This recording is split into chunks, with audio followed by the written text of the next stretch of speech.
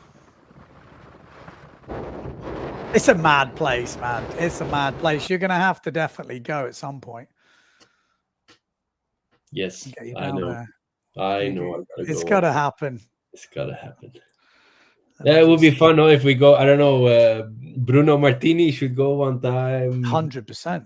Although I will say, what happened to him in France? You know, I was expecting him to go to France and smash it out of the park. He had some big crashes, didn't he? I saw him. Matteo told me the story, and it was fucking hilarious. But I cannot replicate it because I don't remember completely. But I think he was in France at the World Championship, and I think he didn't do a single run without breaking something. Like he every time Matteo did a run, he saw Bruno walking back with broken material. Like it looked brutal.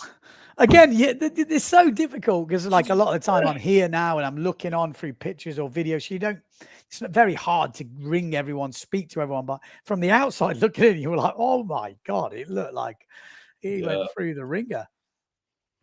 Yeah, but still, it would be fun to see him there. I know Matteo is motivated to go as well. To Luderitz. I think everyone is keen. But then again, we always have the World Cup in Japan in November, like right in the middle of the whole period, and this kind of breaks up everything already. You know, like if I would have to fly from Japan there, okay, I would have made it for this day, going in kind of cold turkey, coming from the foil in Japan. Like it's. But does it worry you? Are you worried to go and not perform? Does that worry you? No. I don't feel like. I don't have the feeling. You sure? Huh? My sure? ego, you're you sure? You sure? You don't want to go. You want to go fast. But does that put you off? Because at some point you've got to just throw yourself in there. No. But that's not. I'm not.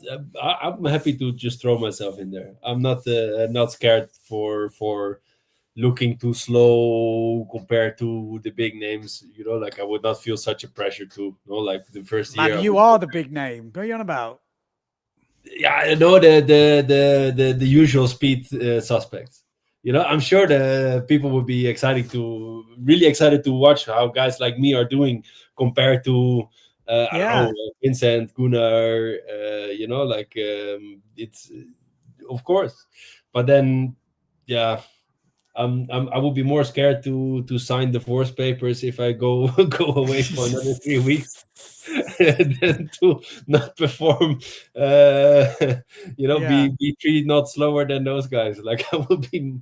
Like you said, the best solution for you is to go to Cape Town and then try and get up there. But how long? Because I did hear rumors that this is the last year. But I thought that was last year. Then I heard this year. But then you don't hear them. Like they changed. I hear rumors all the time about it. So I've kind of stopped listening to them to a certain extent because it's still going at the moment. But I can imagine it's a lot of effort to put on. For what it is, you need good sponsors and you need stuff to happen and you need riders. So it'd be interesting. Just catching up with a few comments. What have we got here? We've got Boy Van der Veen saying, I didn't know Vincent either. It reminds me of a time when I was boating on the Brouwers Dam and asked a random tour guy if he knew anything about fins and speed. Is that you? No? Maybe. I guess he referred to Vincent. Yeah. Okay. I thought it might be you he was talking about. After a bit of a conversation, I asked what his top speed was, and he said he's over 100 kilometers an hour. Yeah, okay, so that sounds like it probably was him. I mean, is it? But it's true, isn't it? It's like if you've never met him, you don't see, like you say, you don't see him on all the Peter Bay videos, and he's quite quiet. Like you wouldn't know. He's not shouting around. He's not, but he is. If not the fastest, because with GPS, I think on GPS he maybe is the fastest guy in the world, Vincent Valkenaers. I think I could be wrong. I'd have to double check that, but wouldn't surprise me. Logic Monkey UK says my wife says tidy. Shit up, be close your That's a guy I didn't even notice. I don't read these comments before I put them on the screen, so that's probably just putting it out there. 45 for Jenna. Yeah, that was a while ago, wasn't it now? But things are moving up. What is the woman's record now? I should know officially. It's pretty 48.03. Wow. Okay, so we got a chunk. So she's been over that VMAX, but to hold that for 500 is a big one. But that's a bit of a chunk ahead of Heidi at the moment. Jenna Gibson. Oh, and Gunnar Asmussen. Gunnar Asmussen has just took the lead. Oh, 49.79. Still no one above 50 over 500 meters. So we shouldn't be getting too excited just yet because, you know, usually this VMAX is the one we're not used to having. So it kind of is giving us a bit of false hope because usually we'd be seeing that over 500 when we're into record breaking territory. But still interesting to see Gunnar Asmussen take the lead there.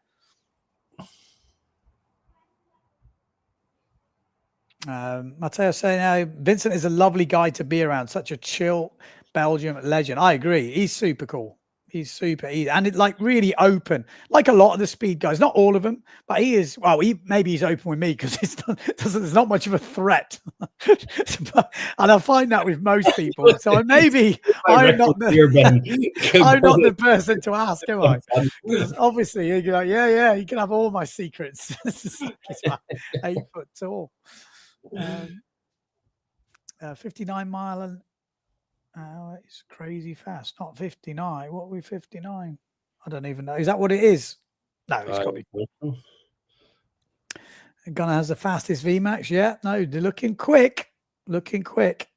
Like I said, just to answer Bruno, I did do interviews with Lena. Like I said to you, it's just whether they use them on the live stream. They were totally opposite ends, and it's surprising how fast people disappear and move.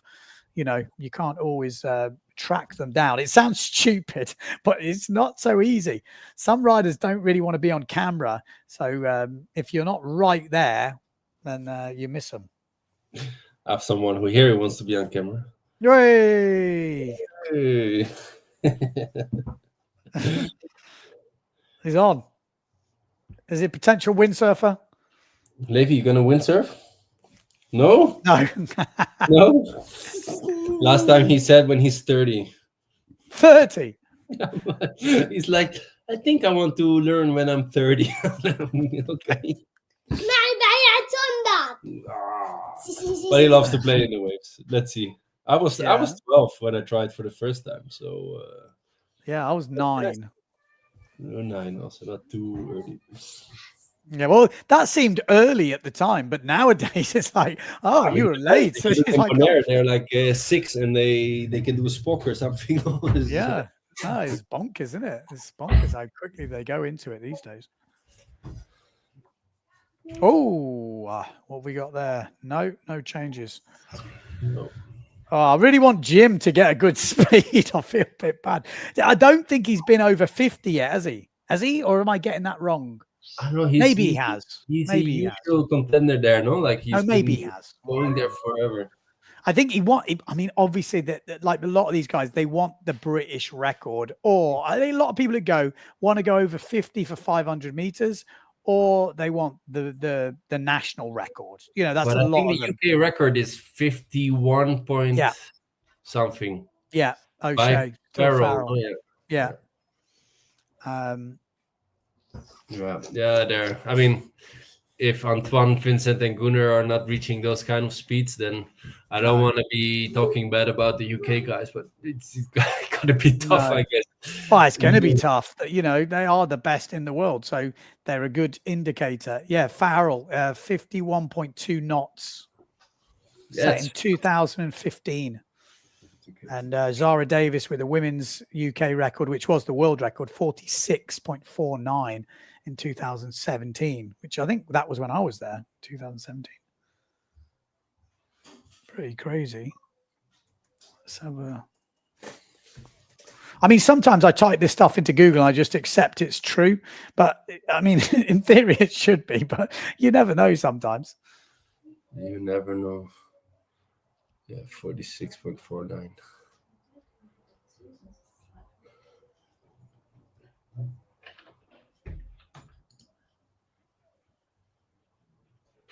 having a quick scan here.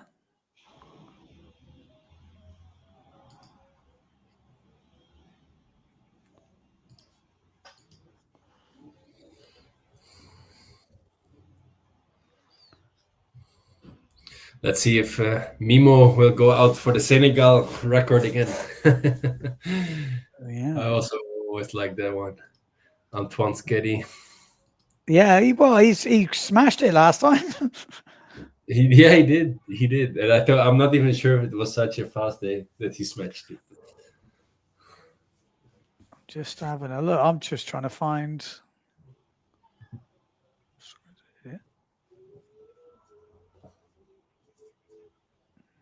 His goal to break now. His goal is to break the 50 knot barrier. So that is what Mr.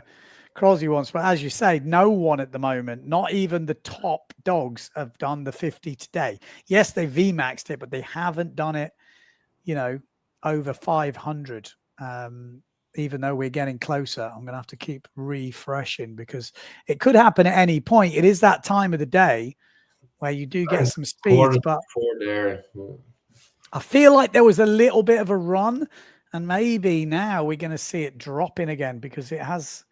I think it's. I was trying to remember when I was there. I think 2:30 to 3:30 was kind of like this magic hour, and it sometimes went in another hour, but then it gets too gusty and the angle changes. Yeah, by Wind Guru, the peak is at 5 o'clock, like 31 to 39 knots, which will be more, of course. Yeah. Like you say, I don't know many spots in the world where it's really picking up at that time of the day. No, I don't. I just it hasn't got a record. We're not going to see a record today. They need to be smashing 50 now. So I'm kind of like, well, we'll keep it going for a bit longer just to see who can do the best today. But it doesn't have record break. You could tell by Albeau's face, it didn't have that. He was too chilled. Yeah, he didn't look like he was in the zone, let's say, to break a record. He was doing, he was going quick, he's having a nice time, but he didn't have well record. We've seen the lead change a few times, which is pretty cool. Gunnar Asmussen now in the lead, then Vincent Valkenaers, then so the battle of the brands. It's interesting. It's on. If we're going to call it, it is interesting. I like it. But it's funny how it's like they are gonna roll over those, and in the end there's like 0.2 knots in between. Yeah, it's nothing, and this is GPS as well. So, yes, they're pretty even, aren't they? Really, let's be honest. I mean, there's hardly anything in that. They are. Boy Van der Vis says, "Does any rider check the depth of the channel next to the sandbags?" A lot of people do walk the channel. I mean, when we were there, especially on the no wind days, they try and alter it and change it. And they've worked out different ways over the years to make things go better and change things. But I had a really shock when I was there how shallow it was. In some places, it is super shallow. And on the light wind days, when it's not light, so let's just explain. Like when you start in the start ramp, there's wind. It's more cross shore. So you're powered up. And then as you go round the corner, basically you slingshot down the course, then you're really on a very, very broad reach. And it's super broad that you can handle, let's say, way more wind when it goes broad. The problem is when it's just enough to fully go side shore, when you go downwind, you lose all that power. So sometimes you almost nearly go into the barrier because you want to turn upwind to keep the power in your sail, but you've got to go downwind and then you start running out of power. So sometimes on the light wind days or shittier days, you end up dropping off the plane almost and your fin starts hitting the floor and they're not cheap, the fins, and you're like, oh my God. And you can't get off because it's not like you can get off, but then it's a like nightmare. So that can definitely happen. Crazy. Yeah, it's really, it triggers me really to go one time. The experience must be. You got to go because you don't know how long it's going to go for. And again, who knows? Maybe you just get the magic. Maybe you just like land on your feet. You I decided you to know, go for 1 week. There is 3 record days in that 1 who week. knows? Yeah, who knows though? Who knows? Like, you are one of the fastest guys in the world. Like, maybe not on paper, but like when I've lined up next to you, and I've lined up to lots of people, you are the one that probably destroys me the most. It's ridiculous. Yeah, but I also enjoy it, I have to say. I always get motivated when I see you. I'm like, ah. The scary thing is that I'm actually ahead of you at that point. Sometimes I'm like, how am I ahead of you? You're like double the speed of me. Checking 3 times, yeah. Yeah. Oh my God. It's mad. No, but that Deafy Wind is a whole fun experience. But it's actually, that's not true. It's not that fun. I hate it. It's too long. I'm like dying. It's breaking your body, that thing. Oh yeah, it's more like I explain it to people. They always say, "Oh yeah, it must be really fun." I'm saying, well, it's not. To me, it's not like that fun in terms of ha ha ha, I'm having a good time, because I'm like nearly all the way around. But there's just this challenge element of it, which is like endurance. It's a bit like, I guess, doing a marathon or doing a race where you're out your comfort zone and you're having to push past where you want to push. Again, could you take it easy? Could you take an easier board? Yes. And then it would be relatively fun. But to me, the fun bit is pushing past where you want to go and then trying to hold it, because, you know, you get into these battles, and for me to go fast as a lightweight, I've got to be pushing all the time. Soon as I relax, I go slow. As a heavyweight, it's the same, because in the end, you're just fighting on a different level again. No? Like, I'm maybe way heavier, but in the end, I'm there with, I don't know, Bruno, who is 100 plus, Antoine, who's 100 plus, and those kind of guys. And then you just got to push just as much. Yeah. I agree that my base speed is higher without pushing. Yeah. Which makes it sound easier. But in the end, I don't want to finish 10th or 15th or whatever. It's relative, isn't it, to where you are? I'm pushing as much as you do. But then if I do it right, I'm a little bit different place. Yeah, but if I have, say, someone in the middle of the fleet next to me and they're bigger, but they haven't got this sort of reputation that you have, they could be quite happy kind of cruising. So you can see them and you're like, you bastard. You're not dying right now. And it's bloody annoying.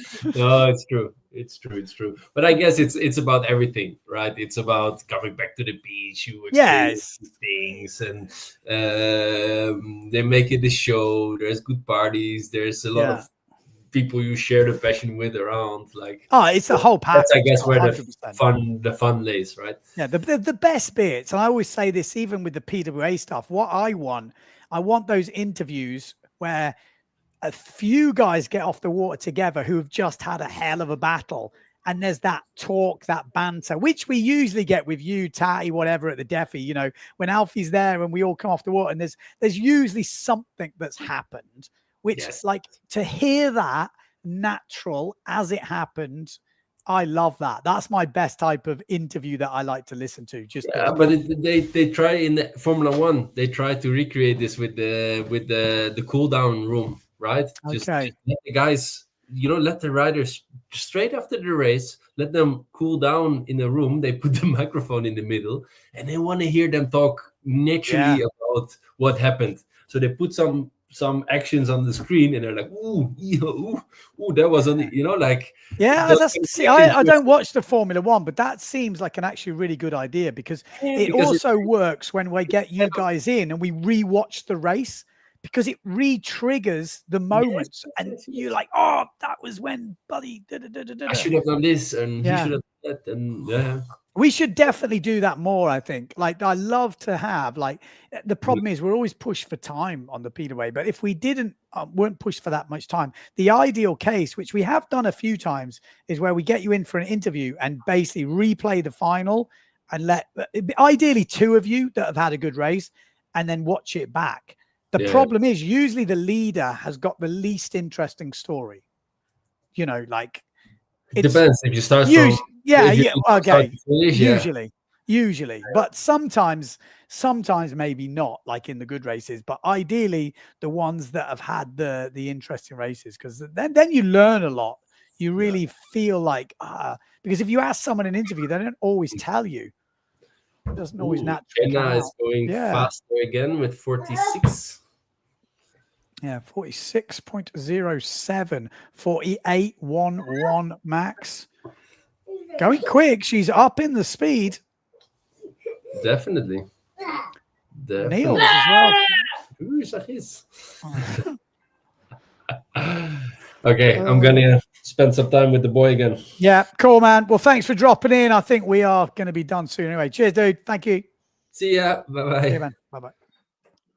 There we go. Jordy Vonk there. It does feel like we maybe have seen the big speeds of the day. Oh, let's have a look. Let's sort of ask on that WhatsApp group.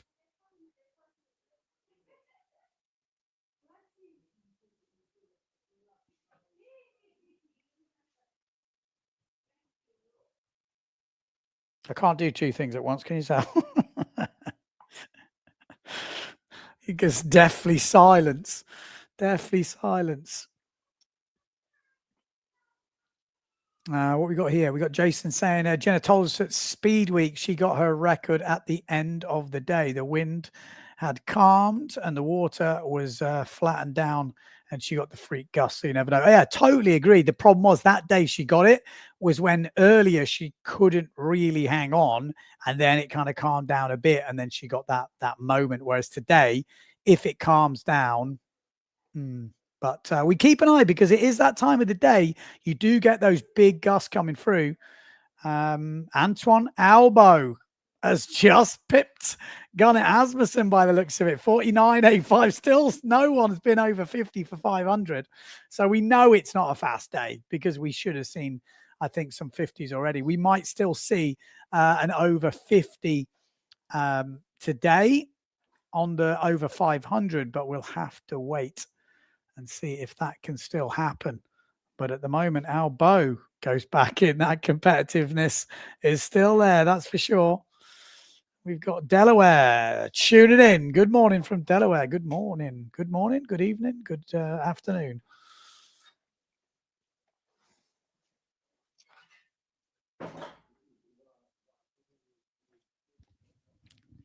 Well, let's see. Local time in Luderitz. 10 to 4. 10 to 4. Maybe it's 4:30 where they kind of start to give up hope. Let's see if anyone else is online.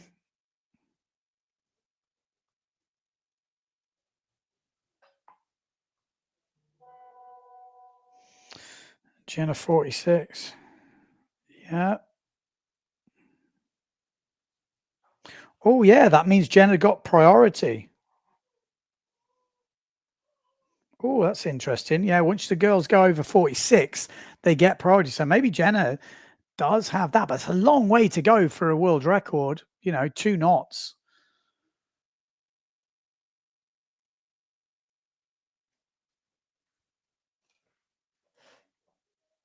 No more sound. Hello? Hello? Can you hear me?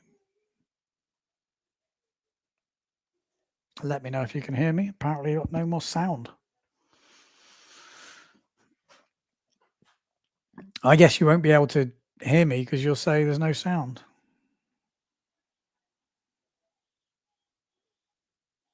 That sounds okay. I was going to say, there's no reason why you shouldn't have sound.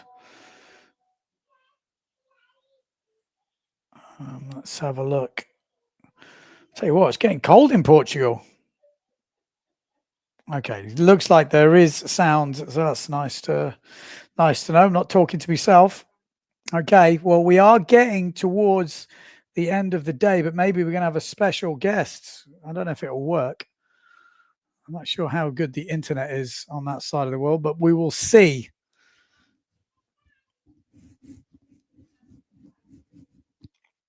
Right, we'll keep refreshing. Let's see. Come on. Simon Pettiford, 46.5. Gunnar Asmussen. No, it's not. I think we're done. I do. I just have that feeling. Well, it's still nice to see. Still someone could do a 50. But that's, yeah, the world title, world records, I feel like they might be slowly. Well, maybe I've got the timing wrong. I'm, say it's been a while since I went to Luderitz, but I know there is like this window. I thought it was 2:30 to 3:30. Maybe it's 3:30 to 4:30, which would mean we're still in for another 35 minutes of good stuff. So, we'll stay on, see what we get. Oh, there we go. Look at that. Thanks, mate. Thanks for the stream, right? The Liga. Can I get a beer with that? I reckon I can. I'm in Portugal. Of course I can. Legend. Thank you. Thanks for tuning in. Like I said, it's been good. It's good to get a little bit of idea. Maybe tomorrow could be the one. Because I feel like today, we're not going to see records. We might see an above a 50, which would be good.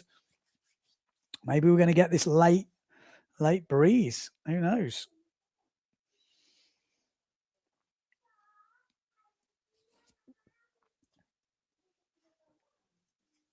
If you haven't checked out Send It Sunday, come on, check out Send It Sunday. I put it online earlier. I don't actually know how it's gone down, but it was on there. Jenna Gibson's sale number is Jamie Hawkins' old sale number. 96, is it? Severn on top. Someone's a Severn fan out there. It's been around. It's been dotting around all day. I'll be honest. It's the closest I would say that I can remember when. Look at the top of that. 49.85, 49.79, just 0.06, 49.65, and then Cedric on 49.17. So, the top guys, Vincent Gunner, say an Albeau, there is 0.2 separating those guys. That's crazy. And with the peak scores, Albeau 0.13 ahead. That's nothing, is it? Nothing.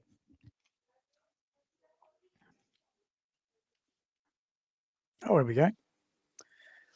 Benny, how are we doing? I saw you there all alone after Jordy left, and I thought he needs some company. I can't believe you got internet over there. It's pretty good. Starlink, mate. Starlink. Oh, Starlink. You brought your own, or it's in the... Yeah. No, I brought my... I got it, yeah. Wow. I've been Luxury. following it. Yeah, it is luxury, mate. It's... the world has gotten a whole lot smaller with the Starlink now, isn't it? It's all impressive. Are you scoring conditions over there? Well, it's certainly windy. I'm just on a trip here with Maciek Krakowski. Here he is. Maciek, you want to say hello? When's Maciek coming to Luderitz?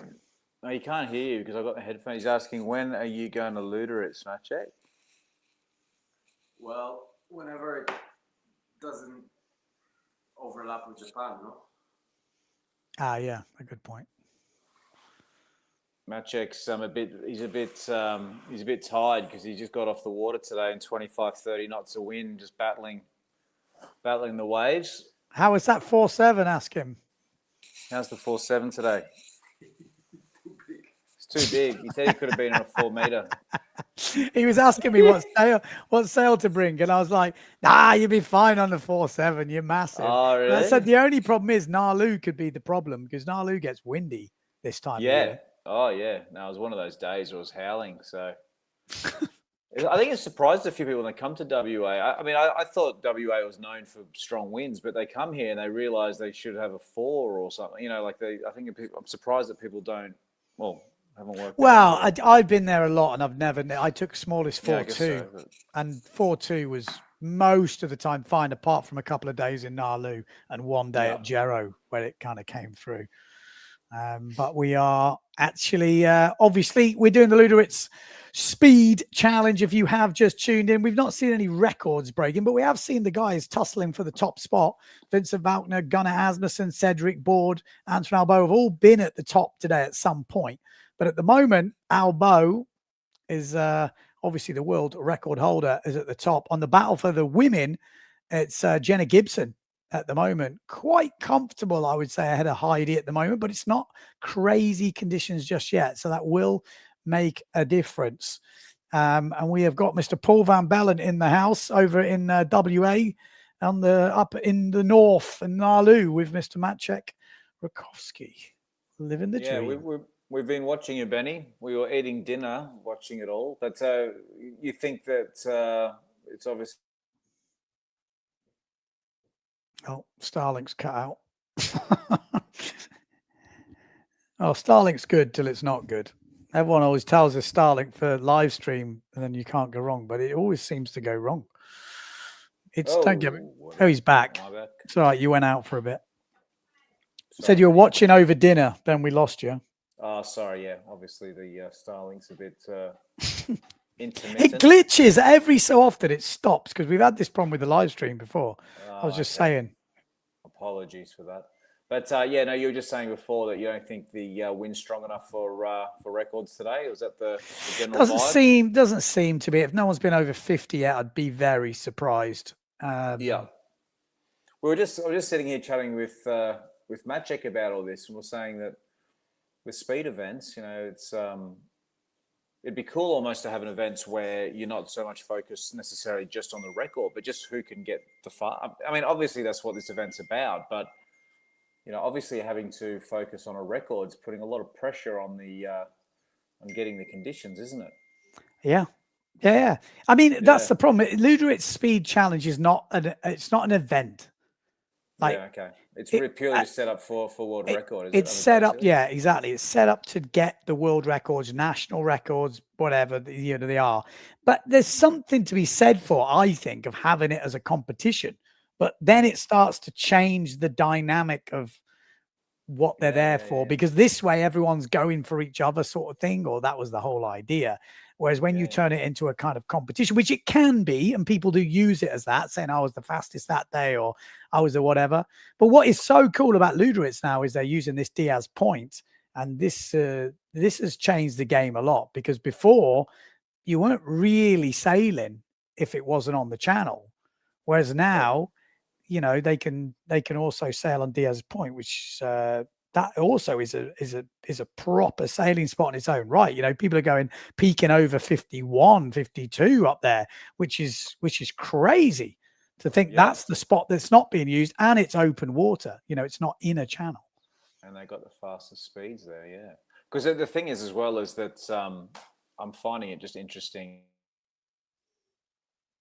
going to Severn, and it's obviously a bit of a battle of brands as well, which is kind of, that's an interesting element to all this, isn't it? I think that's the best. That's what makes it interesting. Well, from a media point of view and from an interest point of view, you want something to talk about, you know, like, I think that's interesting. Sometimes it's kind of secretive what gear they're on and they don't say, and, you know, whatever. Whereas when it's like this, it's like Patrick versus Severn versus Neil Pride versus Duotone versus, you know, like, and this is what pushes brands to do stuff, pushes riders, and obviously they've all got their own records. They want to be going the fastest they can possible, but I like it. I like that element. I feel like it feels more interesting. Like we have had the last few years where actually the top guys were on Neil Pride, apart from Jenna, which was on Duotone, obviously, and the women was a little bit different. But in the men, you know, Vincent was on Neil Pride, Albeau was on Neil Pride, Hans was on Neil Pride. You know, the top guys were on Neil Pride, apart from Gunnar, and now he's bought Neil Pride. You know, so it would have been this year. They will be on Neil Pride. So it is interesting. It is interesting. Is there any surprises with the names on the leaderboard at the moment that you might not have expected to be where they were, or? Well, I would say Brendan is the exception. Not that I wouldn't be surprised to see him there, because he's proved it before, but he's 78 kilos. Yeah. You know, to be fair, hold on. But Maciek was saying he reckons he's about 85. I asked his dad this morning. Oh, really? And he's told me he's 78. Oh, okay. And he's got 12 kilos of lead. Okay. So that's the official stat. He was 75 last year. Sounds like a good source. Well, he's there with him. So like I said, I did ask to kind of get clarification of that. But for that weight, that's pretty bloody impressive. You know, like, he's still off the pace of the top guys at the moment. But I've been following it, and some of the days he's been right up there. I think even winning the day or something. You know, Cedric obviously is quick. We know that. I think he's quite a good benchmark of PWA riders. because people kind of know where they rank with him. And I think, oh, they're looking at that. And he's definitely got a chance. And then Vincent obviously has been the closest guy to beating Albeau. I think he even leveled in 1 year. So, I mean, he's been unlucky not to be the world record holder at some point. You know, so a lot of people tipping him. And then Gunnar kind of not really had his years. And then this year he's bought different gear, or gear that he thinks suits him better. From what I can understand, he's got an outside sponsor and bought it, as far as I understand. And then, you know, he looks at, by all accounts, he's been going well this year. People have been talking like he could be the guy. And then obviously Albeau is now leading, but they're all so close. I would say today, even though Albeau's leading, it's very level. But essentially someone is winning. So there's a comment I can see. No, I've just seen Vincent Valkenaers 51.79 peak with a 49.42, which is pretty rapid. I can see a comment down there. It's I can't bring it up because you're hosting it, but it says speed is all about records. I don't see much interest in competition if breaking records isn't at play. I was just thinking that. Well, I disagree. Yeah, I was going to say, like, obviously we all love to see a record go, but I'm actually genuinely interested to see which gear ends up being the fastest as well. Like that to me is kind of interesting, because even if you have a speed comp in 20 knots of wind, which is not going to break any records, but it's still kind of interesting to see who can actually go the fastest in that. I'm gonna say I like that aspect of it. I could see this type of, especially with the GPS stuff, which I was talking to with Mike the other day. I can see this type of stuff coming back. I think there is interest in that, you know, and it doesn't have to be in the most howlings of wind. It doesn't have to be actually on a speed course. And it can come down to who gets the gust, who's in the right place at the right time. Sometimes this is what the element of interest is to me as well. And who can handle different conditions and have a tour over a certain amount of events. I think it's interesting. I do think it's interesting, but obviously records are very interesting, but they don't get broken that often. So then it kind of loses its interest. Like now, if you're just looking for a record, today's a boring day. You're like, well, why are we even bothering? But actually the interest is, Albeau's on Severn and he's still leading, but only just could Gunnar take, like that's the kind of interest. Heidi and Jenna are back, and who's going to be the best, even though it's not a record yet. And then obviously if the record breaks, that's another talking point, another big side of it. Oh, hello. Hang on. A super chat here. Super sticker. Tobias. Wait, that'll get us a few beers over here in Portugal. Thanks, mate. Appreciate that. That's cool. Where's Bjorn? Bjorn's gone home, apparently. He has been there, but they haven't really had the conditions. So I've heard he has gone home. Yeah, this was this comment you're on about. Speed is all about records. I don't see much interest on competition if breaking records isn't at play. You want to try and break a record, but as anyone who's ever done any sort of GPS stuff before, the interest is not in trying to beat your best ever GPS record. There is interest in that, but it'd be very, very boring if that's the only thing you had to do, because you would only get 1 day a year or whatever days a year where you can do it. Whereas if you're trying to go fast as you can on a 7/8 than the last time you went, if you're trying to go faster on another board or a different fin or a different conditions or chop versus flat, this is where the interest is. It's all in the little variables you can change. Yeah, especially if the gear is production gear that you can buy. Yeah. But would you use a speedboard on the PWA slalom event? No. I tell you what, it's weird, because even on the Defi, I took a big speedboard, which was like a 55 wide or something. But it's not good. It's not good for a Defi wind. You need something that pushes off the fin and drives off the fin like a kind of small slalom board. That's really what you're after. 51. Oh, 51. Hello. We may be on 51, fastest of the day. 52.47 peak. Easily the fastest by a good way. So maybe we're in the sweet spot. 3:30 till 4:30. I think I remember doing this last live stream. Yeah. Bum, you turned up just in time, Paul. God, it's getting exciting, mate. That is a big increase. Look at that. Boom. Maybe he's found the sweet spot. 51.05, 52.47. Severn back on top, Eddie. Boom. Boom. No, but it's interesting, I think. I think there was a few people questioning it. And again, I think you're right to question it because what we've seen, he hasn't really done it. And we only really know how fast he can go on this gear. But is it a different board? I would imagine it'd be very similar boards if it's not a resprayed old board, because these guys, once they get a sweet one, they usually stick to it, or same rockers. There's not much going on with speed boards these days. The sail is the interesting bit and the difference at the moment, I would say. And so far, we haven't seen those big speeds from the Severns over the years. Gunnar Asmus has been on Severn, and he has never really got that one, which is maybe why he's bought the Neil Prides. But maybe Albeau is going to prove that maybe they can go quick. So that is the interesting bit. So just since we're talking about the brands, from your knowledge, who's on like which of the brands are the production versus the custom? Well, sales, with speed, with records like this, I don't think there'll be production. I think Gunnar is definitely on a Neil Pride production. Yeah. Well, but that's interesting because he's in second place, right? So that's kind of yeah. I mean, it's very difficult to actually know without delving in and them telling me, especially with the Severn stuff. I don't know. In theory, it could be a production sale, but I know Jenna got a few, maybe a custom one just for the channel. She's got some production ones and I think a custom one. I should have asked Jordy actually before he left. But that's saying something about that Neil Pride sale. If that's a production sale and he's sitting in second, that's a pretty... But the Severn could be a production. I'll be honest, I cannot say. Maybe someone knows in the thing. But usually, I think even... They had some custom Neil Prides over the years, I think, or especially smaller ones or stuff like this.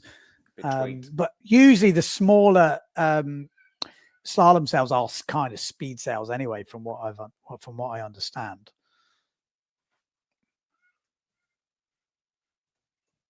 Let me just get this exact record just for what people are saying.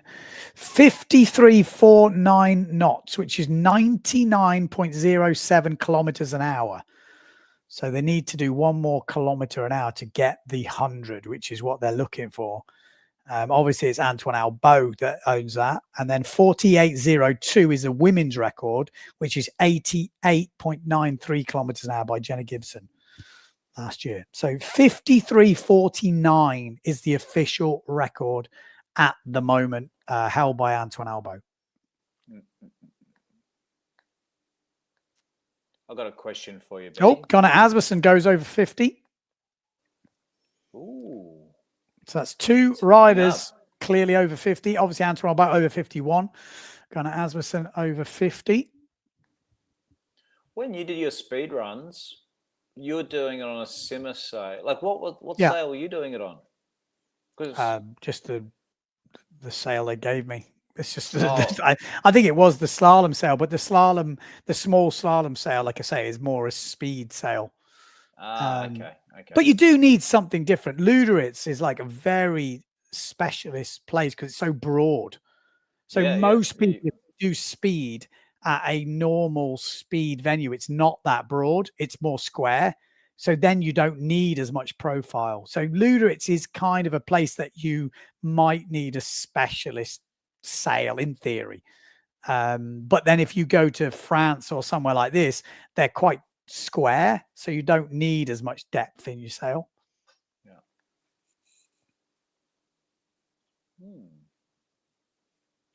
What we got here? Someone's saying it would be interesting to see North Sails doing speed. They're doing sails differently from what the others. It'd be interesting to see them doing the PWA. I keep saying to them when they're going to get some riders, because that's what you want to see. There was a rumor, I think it was ages ago, but Mr. Maciek Rakowski was going to be on North. That was obviously before Neil Pride, but I thought that was a rumor going around. I don't know how true. Well, he's right here actually. Can ask him. Before Neil Pride, this was not a recent rumor. Ben's asking, Matt Check, because a rumor that you were. Hang on, there was a rumor years ago. Yeah, there was a rumor years ago that you were going to go on North Sales before you went on to Neil Pride. Can't deny, No comment. As I said, it was a rumor. No, but it was. Sleep. Huh? No, I was just going to say it was interesting because until now they still haven't got a PWA regular rider. They've got, they've got a few young guns, young guns coming through, which are pushing on that bottom end. Who, they've shown that it's got skill, but we haven't seen like a tried and tested rider up there on them. And I think it is interesting. I think people want to see that before maybe they splash the cash.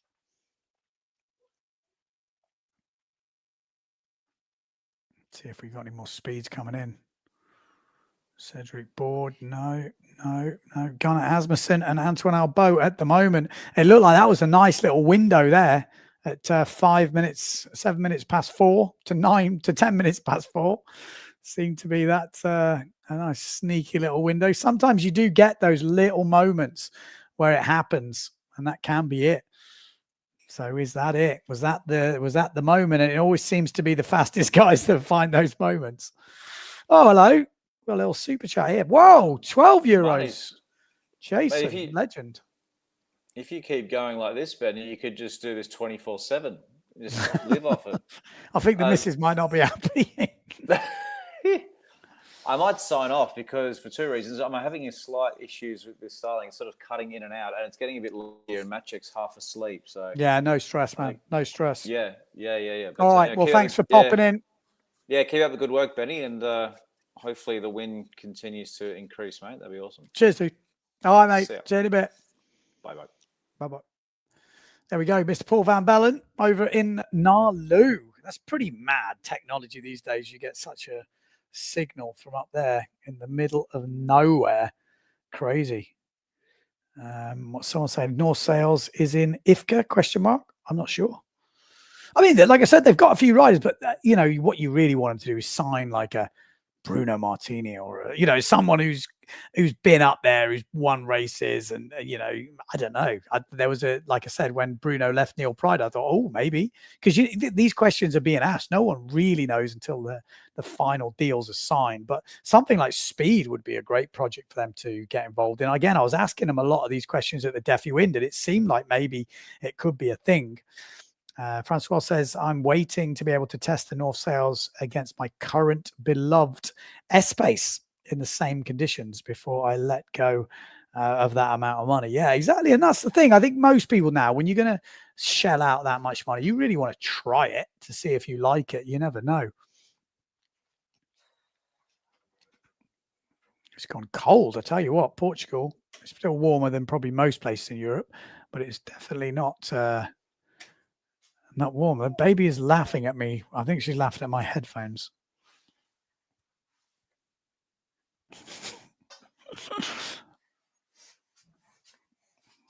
This could be a bad idea. I'm not sure this would be a good idea. Look at this thing.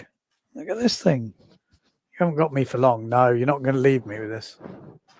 Who wants to see a baby? Hey, looks Mini Ben. I know you're all excited to see babies. I know what it's like when you have a baby. Anyone but the owner doesn't care about the baby, but there you go. Have that back. Have that thing back. Hey. Right. Well, are we going to get some records? Come on. We're running out of time fast. But Albeau and Mr. Gunnar Asmussen have slightly extended this stream. Although Albeau's gone below 50 again. Oh, Brendan Lorho. When did that come in? 51.38. What a peak that is.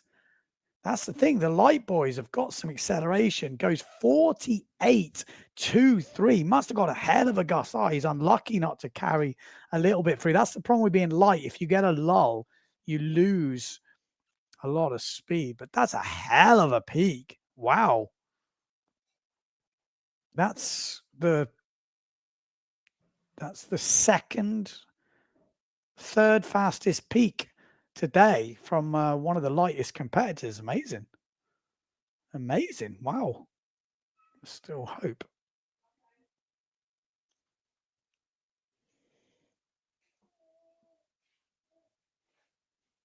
Let's have a look here. Oh, we got someone mentioning that. Yeah, Brendan 48. Wow. I mean, like, but 51 peak. That's crazy. Congratulations. Cheers, man. I mean, babies, they're a funny old thing, aren't they? It's literally that thing. She's just about got doable. She was a nightmare for 6 months. It's been, you probably could tell if you've watched me over the last 6 months, you might have noticed. Like, I'm dying, but she's just come out the other side now, and now she's pretty epic. But she was a nightmare for quite a while. You share the same hairdresser. We do, exactly. She's got my hairdo. Hey, Matty Claire, you legend. What's the speed record on a wave sail? It's a good question. I actually took my speed sail for a bit of a blast in France when I was there. 4.2 Icon. I think, did I get to 40 knots? It's faster than that, but I did. The problem you find is the stability compared to a cambered sail. You know, when it's that windy. With a cambered sail, it kind of locks and pushes the board down, and a wave sail is kind of flighty and the board flies a bit. So it's quite exciting, but it's hard to get it to really keep the board stable. It's the same with all the no cam sails. They're kind of more alive and kind of fun, which I like.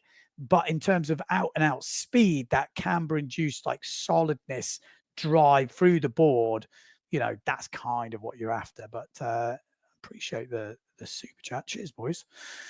Very, very nice of you. Thank you. But we have seen, look at that Brendan. A bit of an outlier, that, sticking up there. 51.38. Must have been a hell gust. Let's have a look what we've got coming in.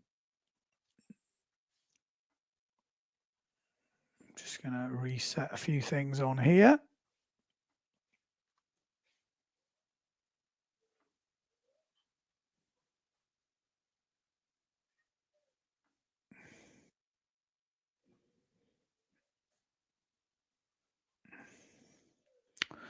Luderitz, we are in Luderitz, but we're not going to see a record today. Or are we? Or are we? Who knows?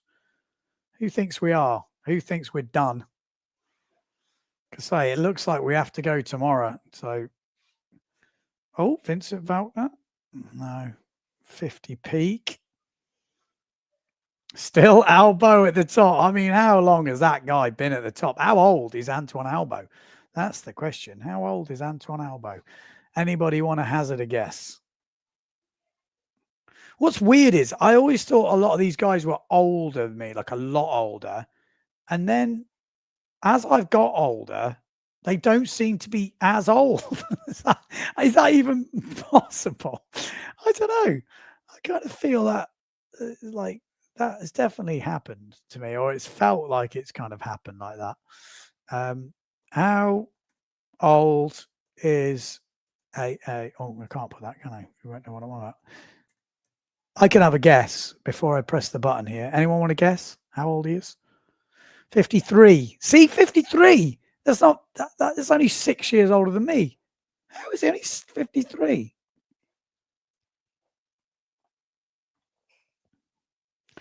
I think we've peaked, says Billy. I think you might be right too. I think we've peaked.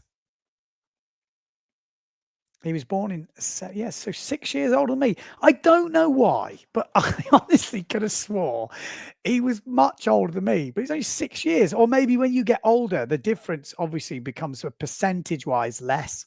So obviously when you're, yeah, is that right? Yeah, but when I was 30, he was only 36. But I guess that's still quite a chunk of your life. But when you get to nearly 50 and it's 6 years, it's only a tiny bit of your life. Maybe that's what it is. It's a percentage thing, which is like throwing my brain out. Because I heard Robbie Nash. How old's Robbie Nash? I saw his age the other day and I thought, he's actually not that much older than me. But I always remember him being way older. But again, maybe it's that percentage thing. I mean, no one's going to agree with me there, so I don't even know why I'm talking about it. But yeah, I think we might be done. I'll watch a couple more come through, but we're not going to see a record today. Still seeing some pretty decent peaks though. I mean, 49.22, still a blooming solid peak. I remember when I was doing 49s and I was like, oh my God, this is like, that was the best wind we had when those, you know, we were getting 49s and people were peaking 50s and stuff like that. But that was kind of it. So they have had good wind today, but what you need for a record is a different animal, isn't it? That's the thing. Nash is 62. Okay. Nash is 62. Okay, so maybe he is quite a lot older than me. 15 years older than me. Still not that. Well, it's quite old. Maybe it's because I realize that 15 years is not that far away. You think, oh my God, I'm nearly there. You're like, oh my God, how many good years have I got left? Oh my God. Who's at that age where they're like, how many good, someone said this to me the other day. Actually, I know who it was, Scotty McDowell, Scottish wave sailor. He says, Ben, how many good years have I got left? I got to make the most of it. That's my best Scottish accent. And he was, and he kind of, when you look at it like that, you start to go, Jesus Christ, he's right. How many good years have I got left? Like fit, healthy, doing stuff I want to do. Like when you start looking at that, you start to get a bit more like, oh my God, I need to go. End the stream. I'm going surfing. You know, you got to start doing those things on the bucket list that you want to go, all those places you want to go to. I've definitely been, you know, living a bit like that more recently in my brain. I'm not executed yet, but I'm like, well, we need to go to some places because I've still got a lot of places I've not been to, and they are definitely on the list. And I would like to go to them when I'm still fit, healthy, as much as I can be able. Too many things to do in life. You've got to work, get the kids, sort them out. That's a chunk. Do fun things. And some money. Oh yeah, that's working, isn't it? But yeah, let's have another refresh. I think at 1/2 which is in 4 minutes, I'm going to call it. I could be wrong to call it, but I think it's probably a good move. I think we look like we've peaked. I think who's peaked is Antoine Albeau. If you are tuning in, that is how the results are looking so far today. Antoine Albeau winning the day at the moment. Will we see another peak of that? I don't think so. You never know. But that looks like to be the winning speed 51. Only guy to go over 51 knots today. The second rider, Gunnar Asmussen, only rider to go over 50 knots. And then we got Vincent Valkenaers, 49.65. Didn't find his gust today. Cedric Bordes, 49.17. Brendan Lorho, that's impressive. I think, is it second highest peak score? Second highest peak score, which is pretty mad. 48.23 for Brendan Lorho. 78 kilos. I'm going to keep banging on about. You got Jim Crosley in there on his last days, but it was sad and didn't get that 50 knot peak by the looks of it, and definitely didn't get the 50 over 500, just didn't get the conditions. Niels Backs 47.50 with a 49.11. Simon Pettifer 46.98, and Jenna Gibson just behind with a 46. So going over 40, still a solid day. Alexander with a 45.84 and Heidi Urick 44.49. Harold Klassen 43.85. Roger 43.29, and Manfred just under 40. 131 runs they've done today. Pretty impressive. Okay, I never saw this heat map, so you can start to see the speeds. They do look like we've hit the peak. Look at that. It's like, whoa. Mind you, you only need... Yeah, this group here is definitely lower than this group. It feels like the peak was just past 4 o'clock, wasn't it? Just on that there. Well, I guess we'll have to see. I should actually look at this from... I don't know if they've got old data. Be interesting to see that. Quite interesting. Let's have a look.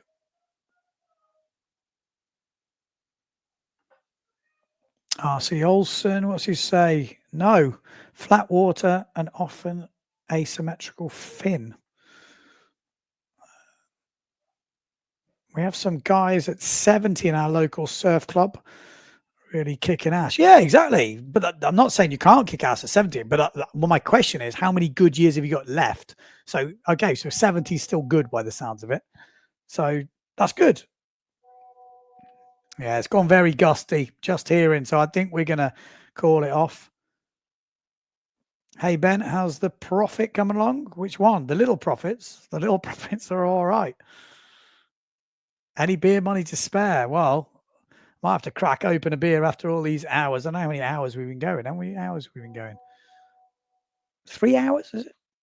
I can't even see. I'm blind. That's not me. How many good years have I got left? I'm going blind. It's like a new thing for me. I've never needed glasses, and I'm starting to go, woo.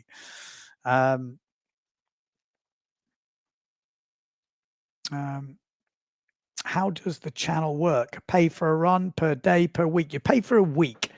So I think, again, the money changes, but it's roughly around 1,500, or it was. But that was quite a long time ago. I think I was there nearly 7-8 years ago or something. 7 years ago, maybe.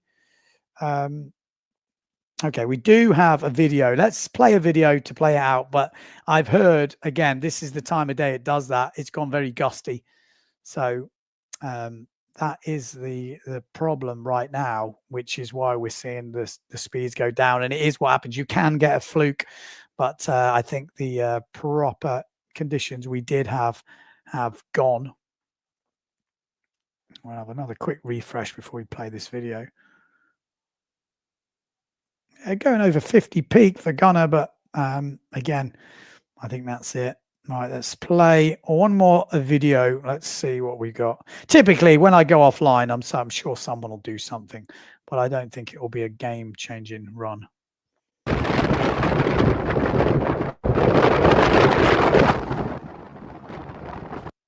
Yeah, that was Gunner waiting for that run by the looks of it. Okay, guys. Thank you very much for everyone who tuned in today. A massive thanks to all the guys who put in some beer money, some super chats, legends. Didn't have to do that, but thank you very much. I will try and do this again tomorrow. If it looks like any record breaking runs, I want to see who is going to be the fastest. If anyone made any predictions, well done. No one's made many predictions, so no one's going to be winning any prizes today by the looks of it. But Antoine Albeau is looking likely to lead the day. Gunnar Asmussen in second, Vincent Valkenaers in third place. I went through all the results. Obviously, Jenna Gibson leading the women with Heidi Urick in second place. But thanks for tuning in. Always a pleasure, and we'll see you, I think, tomorrow.